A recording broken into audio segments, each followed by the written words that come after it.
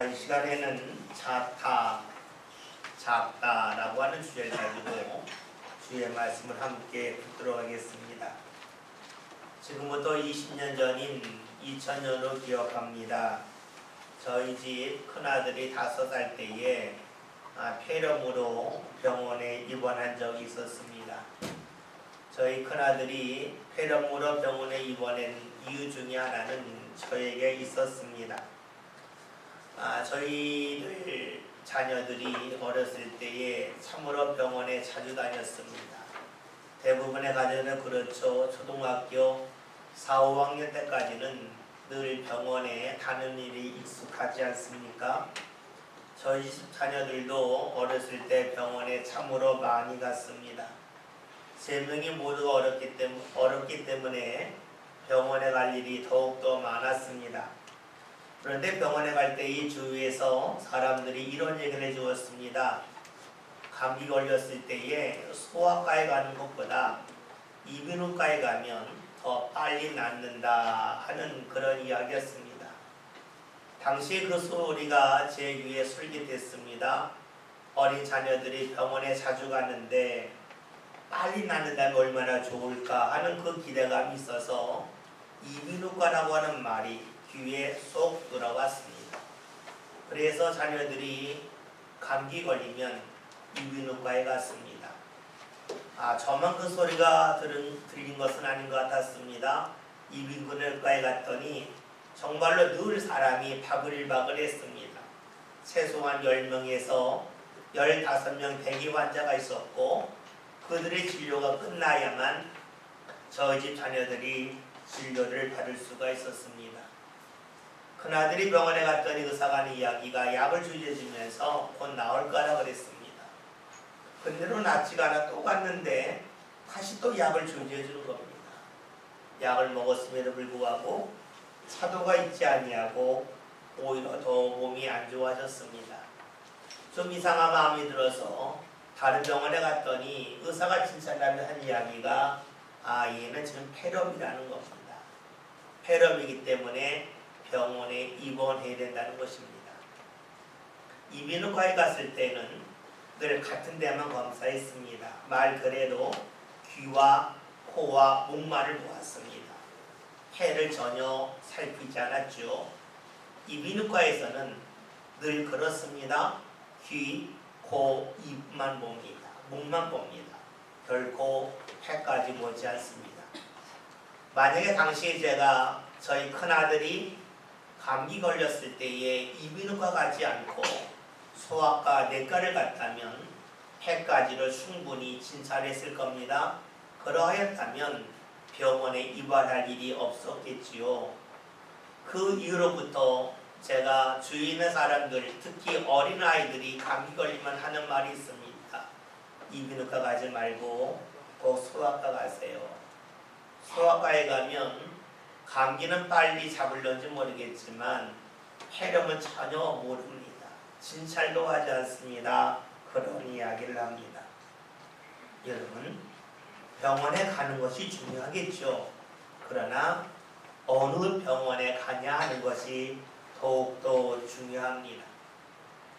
무언가 한다는 것도 중요하지만 어디서 하느냐 하는 것이 더욱 중요하겠죠.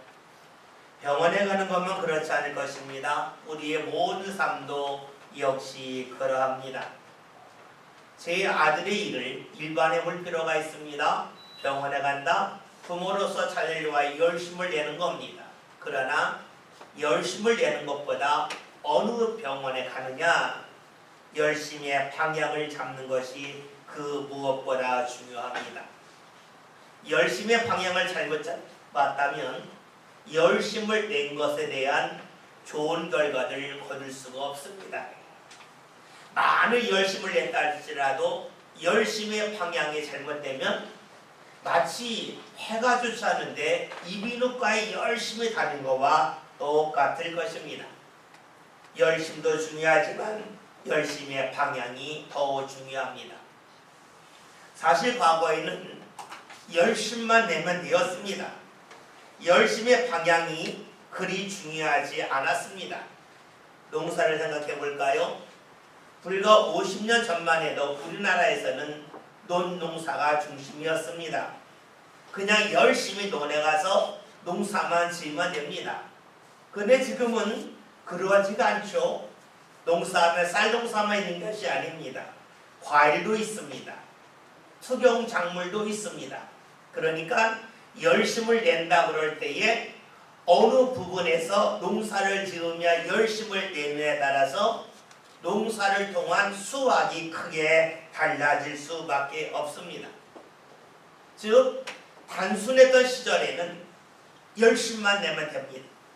그러나 단순하지 않고 다양화되어 있고 많은 것을 할 수 있는 시대에는 열심과 더불어 열심의 방향이 더욱 중요합니다. 많은 것을 할 수 있는 시대, 즉 다시 말하면 무언가 선택을 할 수밖에 없는 시대에는 열심만이 아니라 열심의 방향, 어느 곳에 열심을 낼 것이냐 선택하는 것이 더 중요하다고 할 수가 있습니다. 우리 시대는 과거와 크게 달라졌습니다. 그럼에도 불구하고 우리의 생각과 우리의 마음은 크게 달라지지 아니할 때가 있습니다. 열심을 내면 된다는 말을 하지만 열심의 방향이 소중하다는 말을 하지만 그것이 실생활에서 잘 적용되지는 아니합니다. 여러분, 일할 때에 병원에 갈 때에 열심을 내는 것 못지않게 중요한 것이 열심의 방향인 것처럼 우리의 삶 가운데 물질을 사용할 때에도 우리의 시간을 사용할 때에도 어느 곳에 어느 방향에서 열심을 낼 것이냐는 것이 더욱 중요합니다. 열심히 산다고 하지만 내가 주어진 시간을 최선을 다하여 사용한다고 하지만 열심의 방향이 잘못되면 우리의 수고는 헛되게 끝날 수 있기 때문입니다.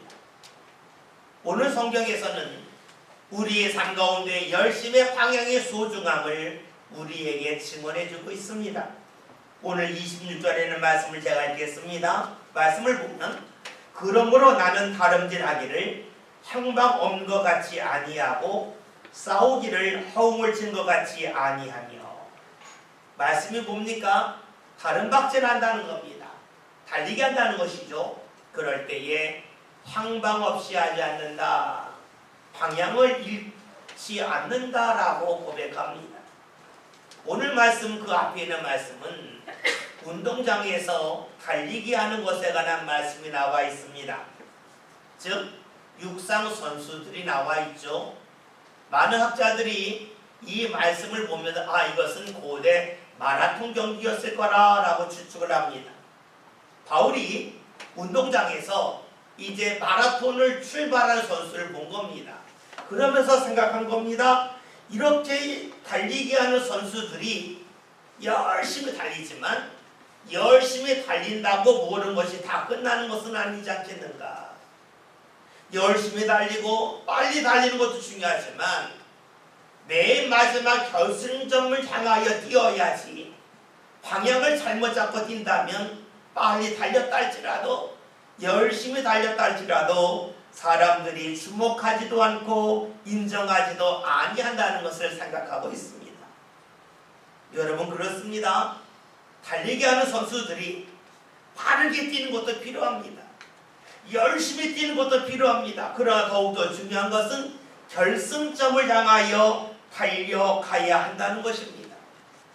여러분 운동 경기만 그런 것이 아니겠죠? 우리의 세상살이로 역시 그러하다는 겁니다. 병원을 향하여 가는 것도 중요합니다. 아플 때 병원을 향하여 가야 되겠죠. 그러나 어느 병원을 향하여 갈 것이냐? 방향을 분명히 잡는 것이 중요하다는 것입니다. 그런데 이렇게 열심을 할 때에 방향을 잘 잡는 것은 세상살이만 그런 것은 아니더라 하는 것입니다.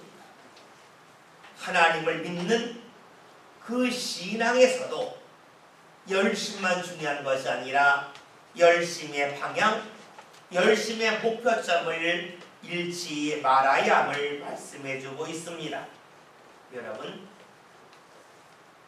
육상 선수들이 빨리 뛰고 열심히 뛰는 것도 중요하지만 목표점을 잃으면 안 됩니다. 신앙의 사람들도 열심히 신앙생활 하는 것도 중요하지만 목표점을 잃으면 안 됩니다. 방향을 잃으면 안 된다는 것이죠. 너무나 당연한 것인데 왜 바울이 성령의 감동 가운데 이런 말씀을 전하고 있을까요? 그 이유는 잘 알면서도 수많은 사람들이 신앙에 열심을 내다가 열심의 방향을 잃을 때가 많기 때문입니다. 방향을 잃어버리는 순간에 자신의 열심은 헛되게 끝나고 맙니다. 간혹 운전하다가 이정표를 보지 못할 때가 있어요. 그러면 차는 엉뚱한 방향을 향하여 질주하고 맙니다. 시간이 그리고 많은 기름이 소요됐음에도 불구하고 삶 가운데 도움이 되지 않고 헛될 뿐이 되겠죠. 여러분, 운전하다 보면 나도 모르게 이정표를 보지 못하고 지날 때가 있는 것처럼 우리 삶 가운데도 신앙생활하면서도 하나님이 주시는 이정표를 보지 못하고 지나칠 때가 있습니다. 그것이 바로 열심의 방향을 잃어버리는 것입니다. 성경을 보면 열심의 방향을 잃어버린 사람이 나옵니다. 그 대표적인 사람 중에 하나가 구약 성경에 나오는 사울입니다. 사울은 이스라엘의 초대 왕이었죠. 그가 왕이었을 때에 이웃나라 블레셋이 이스라엘을 공격해 옵니다. 이스라엘 사람들은 몸집이 왜소하지만 블레셋 사람들의 몸집은 무척이나 컸습니다. 블레셋 사람들의 침공에 왔을 때에 이스라엘은 싸우기가 두려웠죠. 특별히 선봉에서 한 장수가 있습니다. 골리앗이라는 장수가 있는데 몸이 너무나 컸기 때문에 모든 이스라엘 사람들이 그를 두려워했습니다. 이때 하나님께서 이스라엘의 좋은 사람을 하나 세우셨죠. 바로 다윗입니다. 다윗이 모든 사람이 두려워할 때에 골리앗과 싸우러 나가서 승리합니다. 다윗이 골리앗을 넘어뜨리고 그를 죽인 후에 블레셋 사람들은 다 뿔뿔이 흩어지게 되었고 결국 이스라엘이 전쟁에 승리합니다. 승리하고 들어올 때에 많은 사람들이 환영 나옵니다. 환영 나온 가운데 여인들이 이런 이야기를 하지요. 사울이 죽인 자는 천천히요 다윗이 죽인 자는 만만이라 라는 말을 합니다. 다윗이 더 많은 사람을 죽였다 하는 겁니다. 여인네들이 하는 이야기입니다. 그런데 사울은 그 소리가 귀에 들릴 뿐만이 아니라 그 소리가 마음에 자리를 잡고 맙니다. 여인들이 하는 이야기라면 그냥 흘려보낼 수 있는 이야기입니다. 이스라엘의 대신들이 한 말이 아닙니다. 높은 지위에 있는 사람들이 한 말이 아닙니다. 그냥 여인들이 아낙네들이 모여서 수다를 떨듯이 한 이야기입니다. 그런데 그 이야기가 흘려보낼 이야기가 사울의 마음속에 크게 자리 잡고 맙니다. 그런 후로부터 사울이 다윗을 보는 눈이 달라집니다. 다윗을 하나님이 자신에게 보내주신 은혜의 사람으로 여기면 좋으련만 자신의 경쟁자로 여기기 시작합니다. 그러니까 다윗이 미워집니다.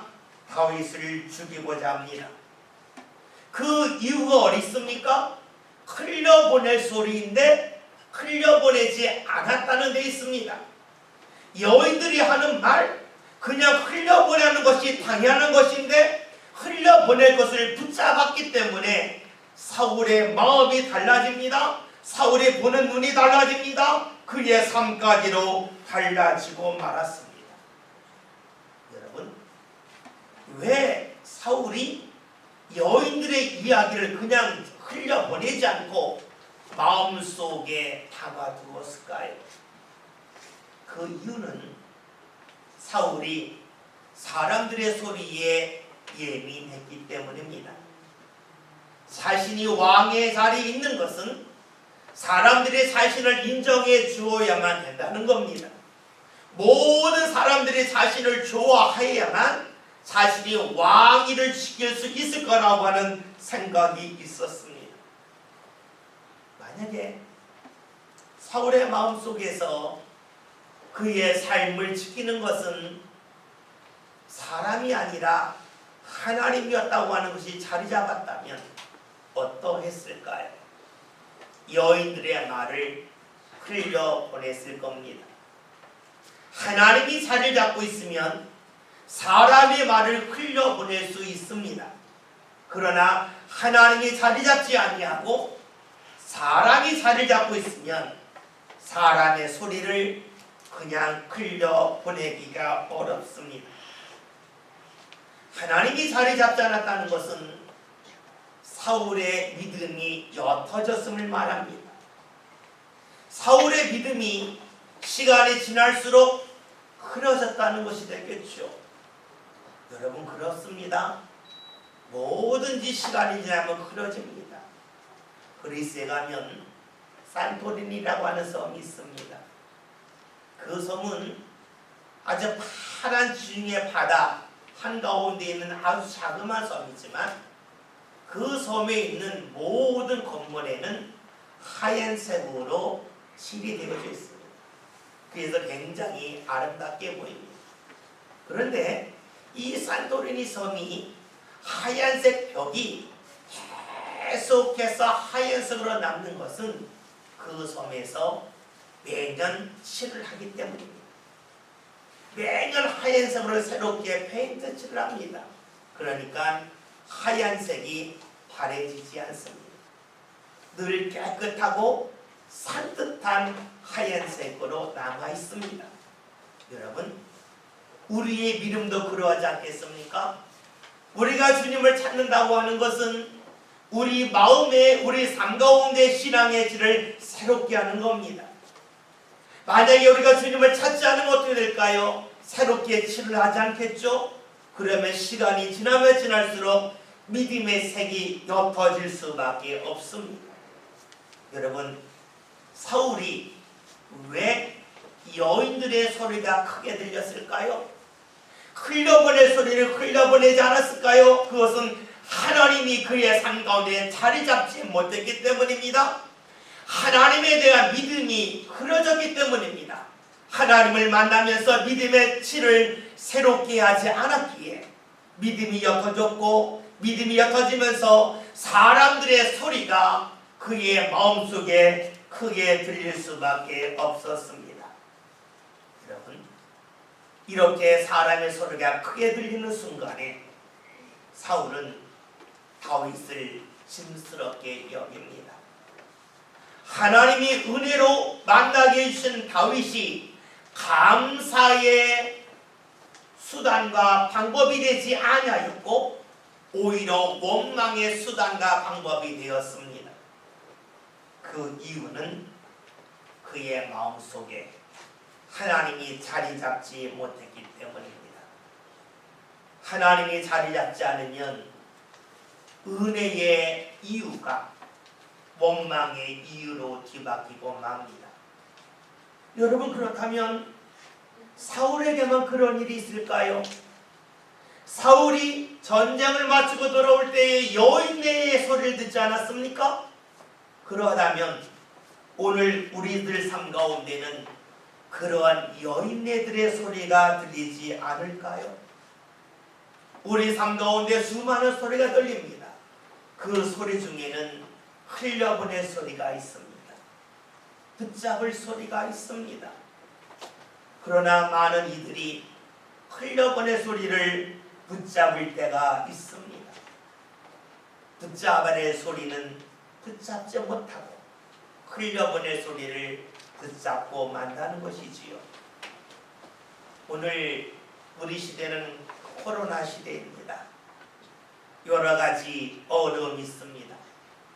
이 어려움 속에서 우리에게 많은 소리가 들립니다.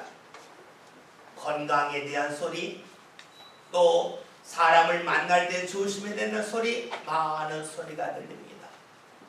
그러는 가운데 우리에게 작게 들리는 소리가 있습니다. 하나님을 만나야 된다.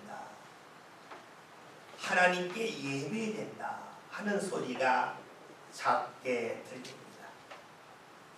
왜 작게 들릴까요? 그것은 우리의 믿음의 색이 옅어졌기 때문입니다. 믿음의 죄를 잘 하지 않기 때문입니다. 예비하는 것은 은혜입니다. 그러나 우리는 이 은혜를 부담스러워하기도 합니다.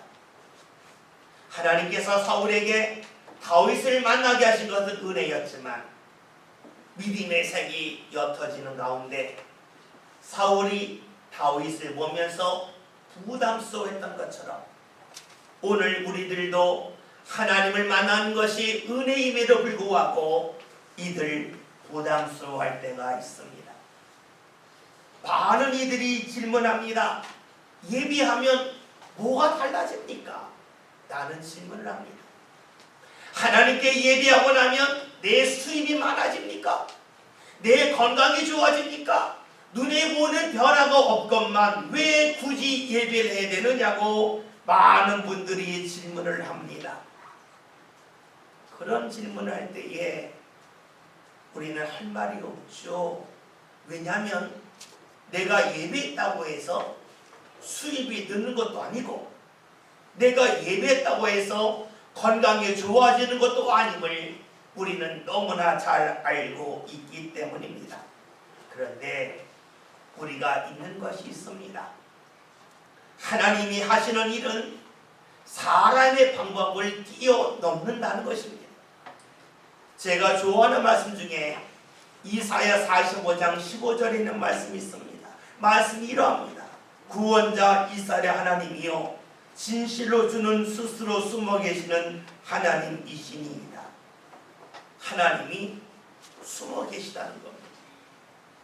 하나님이 숨어 계시다는 것은 무엇을 말할까요? 하나님이 하시는 일도 숨어 있다는 겁니다. 없다는 게 아닙니다. 있긴 있는데 숨어 있기에 우리 눈에 보이지 않는다는 겁니다. 보이지 않는다는 것은 다른 말로 하면 하나님이 하시는 일을 우리가 알아채지 못한다는 데 있습니다. 여러분, 상수와 하수의 차이가 있습니다. 하수는 그가 하는 일을 상수가 다 봅니다. 다 압니다. 그런데 상수가 어떤 일을 하면, 고수가 어떤 일을 하면 하수들은 그 일을 왜 하는지 모릅니다. 왜 그렇게 하는지 도저히 갈피를 잡지 못합니다. 무엇을 말합니까? 하수가 하는 것은 내가 알 수 있어도 상수와 고수가 하는 것은 내가 알지 못한다는 것입니다. 여러분, 그렇다면 하나님을 생각해 봅시다. 여러분, 하나님이 하수입니까? 하나님이 하수로 하면 하나님이 하실 일을 내가 다 압니다. 그런 하나님은 숨어 계신 하나님이 아닙니다. 그런데 우리는 하나님이 하시는 일을 모릅니다. 하나님이 하시는 일은 숨어서 하는 일처럼 보입니다. 알아챌 수가 없어요. 왜요? 하나님은 우리에 비하면 비교할 수 없는 고수이기 때문에 그렇습니다. 그러니 우리가 하나님 앞에 나와 예비하고 하나님께 영광 돌림을 통하여서 우리 삶 가운데 어떤 변화가 일어나는지 우리는 전혀 알아채지 못하는 것이 지극히 당연합니다. 그것을 안다면 하나님 나와 같은 수준에 계신 분에 불과하기 때문입니다. 하나님이 하시는 일은 당장에는 모릅니다. 시간이 한참 지난 다음에 합니다. 마치 고수가 하는 일을 다수가 당장에는 모르지만 모든 것이 다 완성될 때쯤에야 알아채는 것처럼 하나님의 은혜 역시 숨어서 우리 삶 가운데 다가오기 때문에, 즉 우리가 알아채지 못하는 범위에서 하나님이 일하시고 역사하시기 때문에 우리는 하나님이 하신 일을 잘 알지 못합니다. 그래서 우리는 하나님이 우리와 비교할 수 없는 분이라고 고백을 하죠. 그리고 그 하나님이 하시는 일을 우리가 알아채지 못한다 한들 하나님에게 원망하지 아니하는 것입니다. 여러분, 달리기를 하는 사람들은 방향을 잃지 말아야 합니다. 마찬가지로 신앙의 사람들도 방향을 잃지 말아야 됩니다. 하나님은 내가 알지 못하는 방법을 통해서 일하고 계시다. 하나님은 나와 비교할 수 없는 고수이기 때문에 내가 도저히 납득할 수 없는 그런 방법을 통해서도 하나님 일하신다 하는 그 믿음을 잃지 않는 것이 중요합니다. 예수님을 생각해 보십시오. 예수님은 한 번도 믿음의 방향이 흔들리지 아니합니다. 사람들이 예수님을 왕으로 삼고 높이려 할 때에도 사람에 끌려가지 아니하고 하나님이 무엇을 원하신지를 알기 원하여서 기도하러 가셨습니다.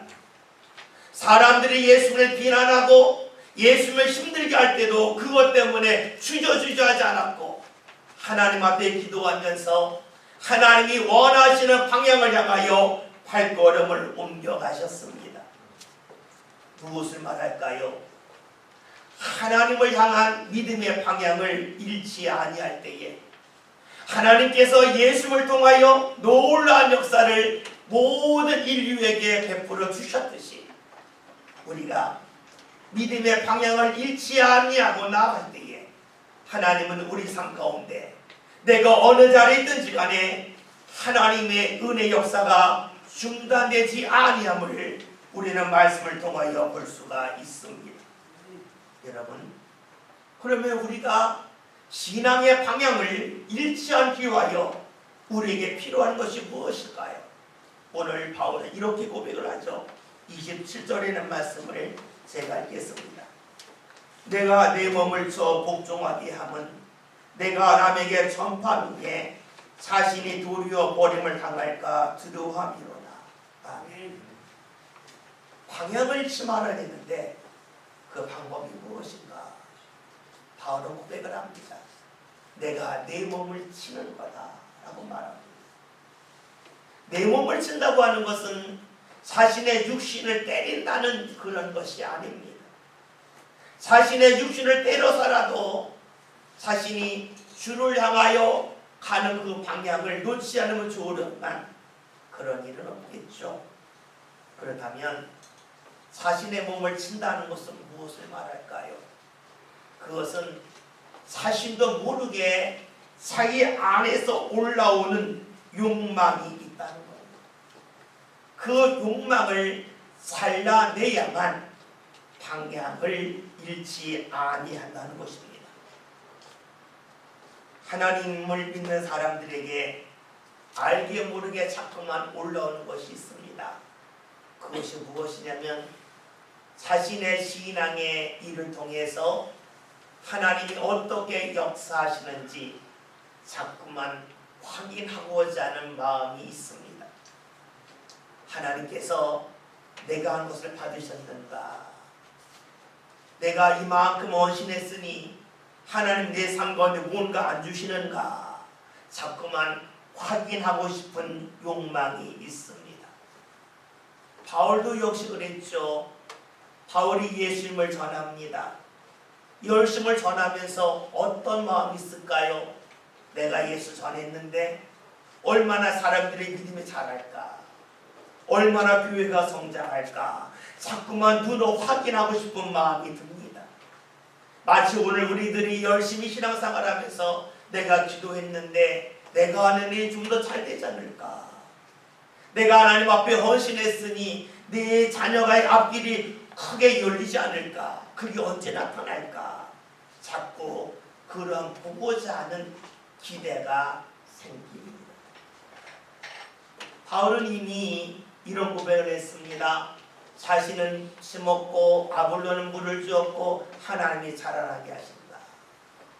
하나님이 언젠가는 자라나게 하신다는 것을 잘 알고 있지만 그럼에도 불구하고 하나님이 하시는 일이 자신의 삶 가운데 속히 나타나기를 기대하는 마음이 있었습니다. 그 기대하는 마음의 뒷면에는 무엇이냐면 기대하는 것이 이루어지지 아니하면 자신도 모르게 실망하고 낙심하더라 하는 겁니다. 여러분 그렇잖아요? 여러분들이 어떤 일이 있을 때에 주님 앞에 나와 기도합니다. 기도하면서 하나님 속히 이 문제가 풀어지게 해주세요. 기대 속에 기도를 하는데 자신이 기도하는 부분에서 문제가 전혀 해결되지 아니할 때에 어떻게 될까요? 기도하다가 기도를 중단하게 되죠. 그리고 하나님께서 자신과 함께하지 아니한다고 하는 그런 마음이 자리를 잡으면서 하나님과 자신도 모르게 멀어지고 맙니다. 믿지 않는 사람들에게는 말을 해요. 끝까지 기도하라고. 끝까지 하나님을 의지하라고. 다른 사람에게는 쉽게 이야기하는데 다른 사람에게 말한 나 자신은 내가 말한 것을 잊어버립니다. 지금 바울이 그런 자리에 있습니다. 바울이 뭐라고 했습니까? 오늘 27절에는 말씀을 봤더니 내가 남에게 전파한 후에 도리어 내가 버림받을까 두렵다는 겁니다. 다른 사람들에게는 말합니다. 하나님 의지하면 하나님이 책임지실 거라고. 끝까지 기도하면 하나님이 당신이 상상한 것 이상으로 풍성한 은혜 주신다고 전했습니다. 그러나 막상 자신의 삶 가운데는 자신이 한 말을 잊어버립니다. 자신의 기대가 사라지지 않는 겁니다. 이를 깨달았기에 그가 말을 합니다. 내가 나를 쳐서 복종하게 된다 하는 겁니다. 여러분, 내가 나를 친다는 것, 즉 내 생각이 커지는 것을 줄이는 것을 말하겠죠. 내 생각이 점점 커질 때 이를 줄여나갈 수 있는 가장 좋은 방법이 무엇일까요? 그것은 나보다 더 큰 대상을 보는 것밖에 없습니다. 내가 제일 크다고 여기면 내 것이 제일 소중해집니다. 그러나 나보다 더 큰 대상을 보면 내 것이 얼마나 보잘것 없는지를 깨닫게 되어서 자신의 것을 내려놓을 수 있습니다. 자신의 것을 줄여나갈 수가 있습니다. 그 제일 좋은 방법은 하나님께 기도하는 것입니다. 저는 예수님이 십자가 달리셨을 때 모습을 떠올려 봅니다.